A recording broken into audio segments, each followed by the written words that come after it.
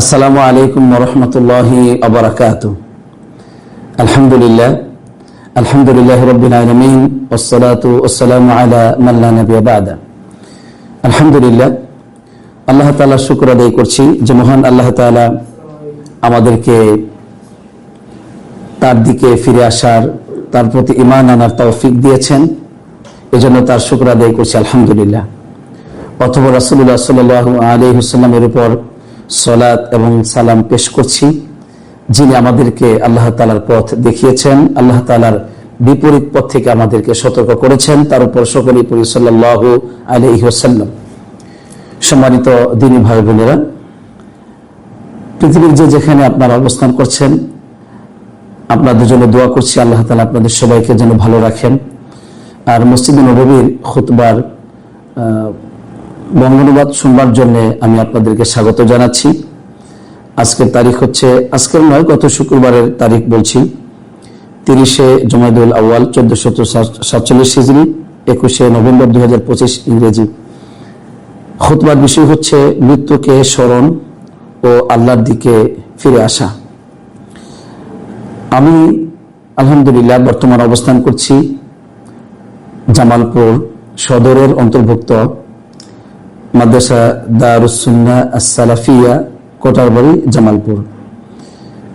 আলহামদুলিল্লাহ, আমি আমার অফিস থেকেই এই খুতবার অনুবাদ পরিচালনা করছি।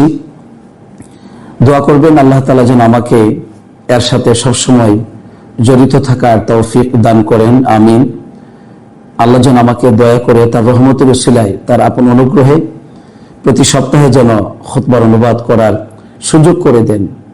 তার তৌফিক ছাড়া পৃথিবীতে কোনো কল্যাণ কেউ অর্জন করতে পারবে না। তার সাহায্য ছাড়া পৃথিবীতে মূলত কোনো সাহায্য নেই। তার দয়া ছাড়া পৃথিবীতে কোনো দয়া নেই। আল্লাহ তাআলার দয়া সাহায্য কামনা করেই আমি শুরু করছি। খতিব হচ্ছেন ফজিলাতুশ শেখ সালাহ বিন মুহাম্মদ আল বুদাইর হাফিজাহুল্লাহ। বিষয়টি খুবই গুরুত্বপূর্ণ। মৃত্যুকে স্মরণ করা, আল্লাহর দিকে ফিরে আসা, এটা আমাদের প্রতিটি মুসলিম নরনারীর কামনা। সর্বদাই এই চিন্তা, এই বিশ্বাসের উপর আমাদেরকে জীবন গড়ে তুলতে হয়। আর জীবন চলতে গিয়ে আমরা সবাই উদাসীন হয়ে যাই। এই দুনিয়ার মোহে মোহিত হয়ে, দুনিয়ার লোভ লালসায় আমরা লোভী হয়ে অনেক সময় আল্লাহ তাআলার দিনকে ভুলে যাই, আল্লাহ স্মরণকে ভুলে যাই। আমরা যে মারা যাব এই কথাটি পর্যন্ত ভুলে যাই, নাউযুবিল্লাহ। সম্মানিত খতিব সাহেব তাই তিনি আমাদেরকে মৃত্যুর কথা স্মরণ করে দিচ্ছেন এবং সকলকেই দুনিয়ার জীবনের সমস্ত পাপ পঙ্কিলতা থেকে মুক্ত হয়ে আল্লাহর দিকে ফিরে আসার আহ্বান করেছেন। আমি আপনাদের সামনে খুব সংক্ষিপ্তভাবেই বিষয়টিকে উপস্থাপন করবার চেষ্টা করব ইনশাআল্লাহ, যেন আমার আপনার বিষয়টিকে ভালোভাবে বুঝে আসে। আল্লাহ যেন সেই তৌফিক দান করেন, আমিন। সম্মানিত খতিব সাহেব তিনি আমাদেরকে লক্ষ্য করে বলছেন, হে মুসলমানগণ, এই দুনিয়ার জীবনটা হচ্ছে দুঃখ, যন্ত্রণা, দুশ্চিন্তা, বিপদ মুসিবতের একটি জীবন। এটা এমন একটি জীবন যেখানে সুখ জীবনে আসলেও সেটা কিন্তু স্থায়ী থাকে না। অনুরূপভাবে জীবনের বিপদ মুসিবত আবার সবসময় থাকে না, এটাও চলে যায়। কিন্তু দেখা যায় এখানকার যে সুখ শান্তি, এটা যেমন অস্থায়ী, অনুরূপভাবে দুঃখ যন্ত্রণা অস্থায়ী। মোট কথা হলো, সাধারণত সবসময় আমাদের জীবনে বিপদ মুসিবত, দুশ্চিন্তা, দুঃখ যন্ত্রণা এগুলো চলতেই থাকে। আজকে যারা জীবিত আছে একসময় তারা মারা যায়। যারা আজকে জীবনযাপন করছে তারা ওই পরকালের দিকে সফর করছে। এরকম অবস্থা হচ্ছে মানুষের। এজন্য আজকে যারা আলহামদুলিল্লাহ পৃথিবীতে জীবনযাপন করছে, তাদের বাসস্থান রয়েছে। দেখা যাবে যে একসময় এই বাসস্থানগুলো বা তারা মৃত্যুর লাশে পরিণত হবে। এখন দেখা যায় অনেক ধন সম্পত্তি আছে, এগুলো আপনার থাকবে না, এগুলো সবই উত্তরাধিকারীদের হয়ে যাবে। এটা হচ্ছে দুনিয়ার একটি অবস্থা। মূলত এই দুনিয়াটা আমাদেরকে আল্লাহ তাআলা পরীক্ষা স্বরূপ দিয়েছেন। এর মধ্যে খেলাধুলা, আনন্দ, তামাশা, এটাই হচ্ছে মূলত। কিন্তু সত্যিকার জীবন হচ্ছে আখিরাতের জীবন। এই মর্মে আল্লাহ রাব্বুল আলামিন সূরাতুল আনআমের 32 নম্বর আয়াতে কারিমে বলছেন, ওমাল হায়াতুদ দুনিয়া ইল্লা লাইবুন ওয়া লাহুন। দুনিয়ার জীবনটি মূলত লাইবুন, খেল তামাশা, আনন্দ প্রমোদ, ওয়ালাহুন মানে খেলাধুলা, এগুলো, এছাড়া আর কিছুই নয়। ওয়ালাদ-দারুল আখিরাতু খায়রুল লিল্লাযিনা ইয়াত্তাকুন, আর আখিরাতের জীবন এটা হচ্ছে কল্যাণকর জীবন। কাদের জন্য? সবার জন্য কি না, লিল্লাযিনা ইয়াত্তাকুন, যারা মুত্তাকিন বান্দা, যারা আল্লাহ রাব্বুল আলামিনকে ভয় করে, তাদের জন্য হচ্ছে আখিরাতের জীবনটি কল্যাণকর। আলহামদুলিল্লাহ। এরপর তিনি রাসূলুল্লাহ সাল্লাল্লাহু আলাইহি ওয়াসাল্লামের একটি হাদিস উল্লেখ করলেন, যে হাদিসের মধ্যে একটি গভীর তথ্য দিচ্ছে আল্লাহ নবী সাল্লাল্লাহু আলাইহি ওয়াসাল্লাম। তিনি বলছেন, হাক্কুন আলাল্লাহি আল্লা ইয়ারতাফিআ শাইউন মিনাদ দুনিয়া ইল্লা আদাআহু, আল্লাহর উপর হক হচ্ছে এই যে এই দুনিয়াতে কোনো বস্তু যদি উঁচু হয়ে যায়, অর্থাৎ বেশি বাড়াবাড়ি করে বেশি উঁচু হয়ে যায়, তখন ইল্লা আদাআহু, আল্লাহ রাব্বুল আলামিন সেটাকে নিচু করে দেন, মানে ধ্বংস করে দেন। এর মানে দুনিয়ার জীবন আপনি খুব বেশি বাড়াবাড়ি করবেন, বেশি ক্ষমতা দেখাবেন, যে কোনো নিয়ামতের ক্ষমতা আপনি দেখান না কেন, ওইটা একসময় নষ্ট হয়ে যাবে, ওইটা আল্লাহ তাআলা দুর্বল করে দিবেন। এই জন্য ফেরাউনের মতো ব্যক্তির ক্ষমতা থাকে নাই। পৃথিবীতে আরো যত ক্ষমতাশীল ব্যক্তিবর্গ ছিল অতীতে, কেউ তার ক্ষমতা ধরে রাখতে পারে নাই, এটা ধ্বংস হয়েছে, এটাই স্বাভাবিক।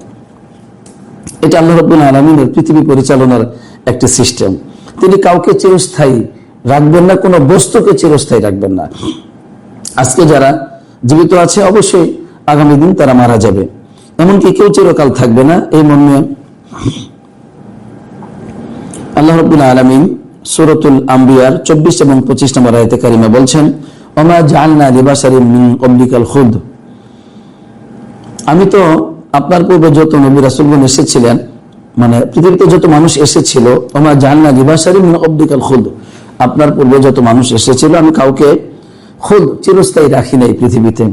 আফা ইন মিত্তা ফাহুমুল খালিদুন, শুধু কি আপনি মারা যাবেন আর তারা চিরস্থায়ী থাকবে? মানে কাফের, মুশরিক, বেঈমান, আপনার বিরুদ্ধে আচরণ যারা করে তারা সবাই চিরস্থায়ী ভাবে থাকবে, আপনি শুধু মারা যাবেন, বিষয়টি এমনটি নয়।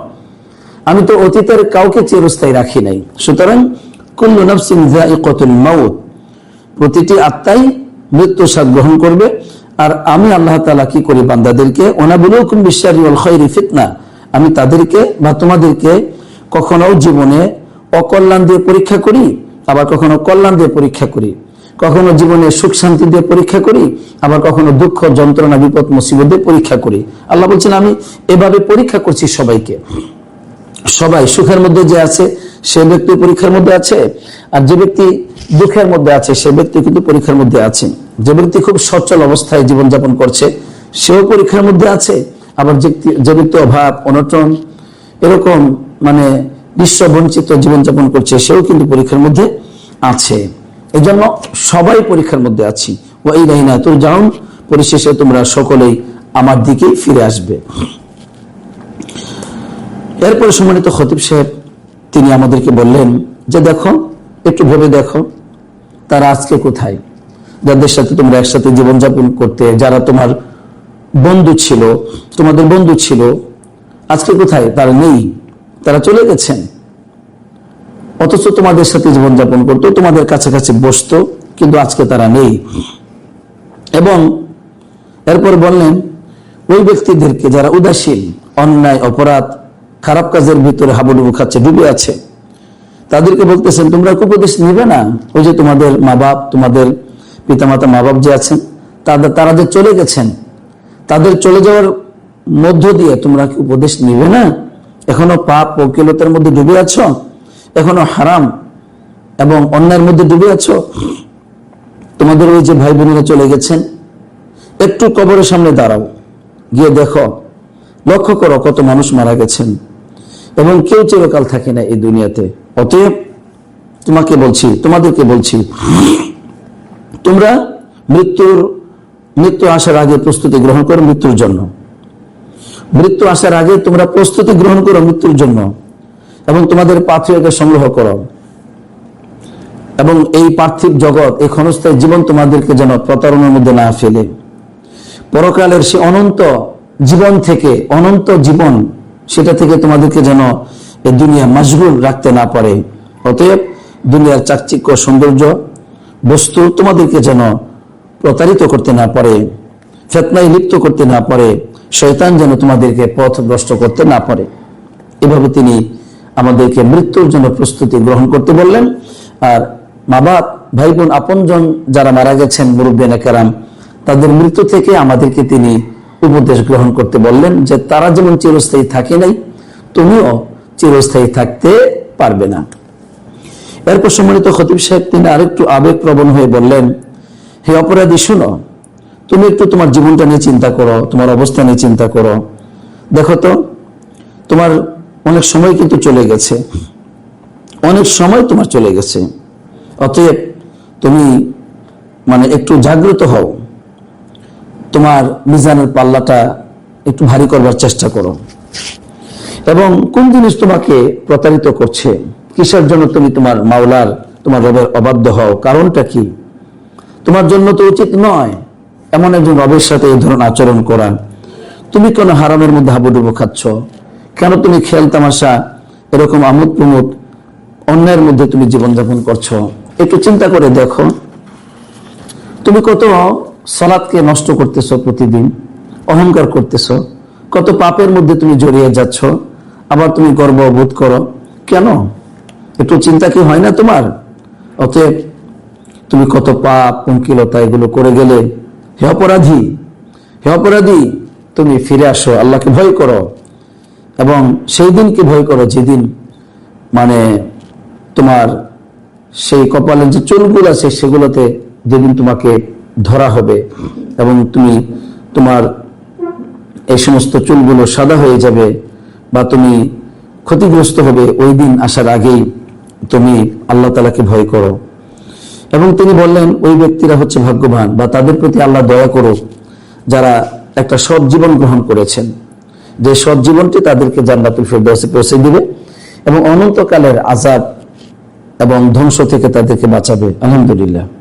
তাই ভাগ্যবান ওই ব্যক্তি, যে ব্যক্তি তার নিজের জীবনের দিকে তাকায় এবং সে প্রস্তুতি গ্রহণ করে তার জীবনের শেষ দিন আসার আগেই, তার জীবনে দুঃখ যন্ত্রণা আসার আগেই, আমল করার সুযোগ একসময় হবে না, ওই সময়টুকু আসার আগেই যে ব্যক্তি সময়কে কাজে লাগায় মৃত্যুর জন্য প্রস্তুতি গ্রহণ করে, সে ব্যক্তি হচ্ছে ভাগ্যবান। আলহামদুলিল্লাহ। এভাবে তিনি আমাদেরকে মৃত্যুর প্রস্তুতি গ্রহণ করতে বললেন। দ্বিতীয় খুতবায় সম্মানিত খতিব সাহেব বললেন, হে আল্লাহর বান্দারা, তোমরা দ্রুত গতিতে আল্লাহর কাছে, আল্লাহর দিকে ফিরে যাও। তোমাদের রব কিন্তু গফুর রহিম, ক্ষমাশীল, তোমাদের সব গুনাহগুলি মাফ করে দিবেন। যতবার তোমরা গুনাহ করবে ততবার মাফ করে দিবেন, যতবার তোমাদের পাপ পঙ্কিলতা হয় ততবারই ক্ষমা করবেন। অতএব সেই রব থেকে তোমরা হতাশা হবে না, তার দিকে ফিরে যাও। আল্লাহু ইউরিদু ইয়াতুবা আলাইকুম, আল্লাহ চান তোমাদের তওবা কবুল করতে। আল্লাহ রাব্বুল আলামিন এটাও বলেন, আফালা ইয়াতুবুনা ইলাল্লাহি ওয়া ইস্তাগফিরুনা, তারা কি আল্লাহর দিকে তওবা করবে না, তার কাছে ক্ষমা চাইবে না? অথচ আল্লাহ তাআলা গফুর, ক্ষমাশীল, অতি দয়ালু, গফুরুর রহিম। অতএব আল্লাহর দিকে ফিরে যেতে হবে। আল্লাহ রাব্বুল আলামিন আমাদের সবাইকে তার দিকে ফিরে আসতে বলেছেন।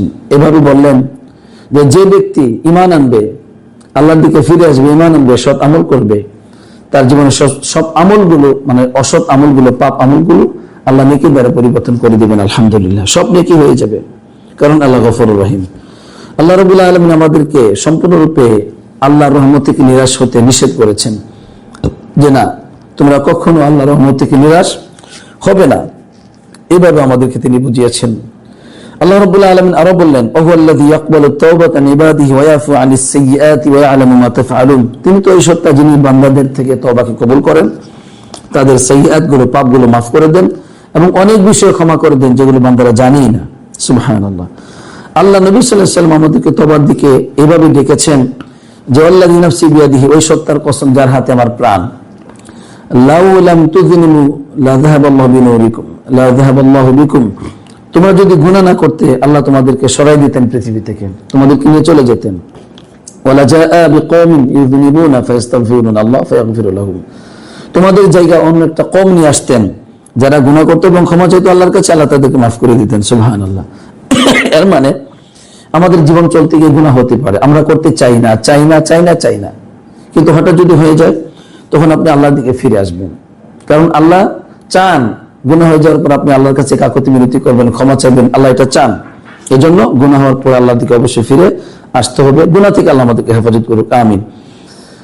হাদিসে কুদসিতে এসেছে আল্লাহ রাব্বুল আলামিন বলছেন, ইয়া ইবনে আদম, হে আদম সন্তান, ইন্নাকা মা দাউতানি ওয়া রাজাউতানি গফারতু লাকা আলা মা কানা ফিকা ওয়া লা উবালি। হে আদম সন্তান, তুমি আমাকে যে ডাকো, আমার কাছে তুমি যে আশা করো, আমি এই কারণে তোমার সব গুনাহগুলো মাফ করে দিলাম। আমি কোনো পরোয়া করি না, আমি সব মাফ করে দিব।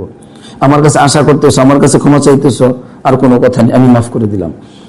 হে ইবনে আদম, লাউ বালাগাত যুনুবুকা আনানাস সামা, হে আদম সন্তান, তোমার গুনাহ যদি সে আকাশচুম্বী হয়ে যায়, আকাশ পরিমাণ আকাশচুম্বী গুনাহ হয়, সুম্মা আস্তাগফিরতানি গফারতু লাকা ওয়া লা উবালি, এরপরও যদি ক্ষমা চাও আমি মাফ করে দিব, কোনো পরোয়া করব না।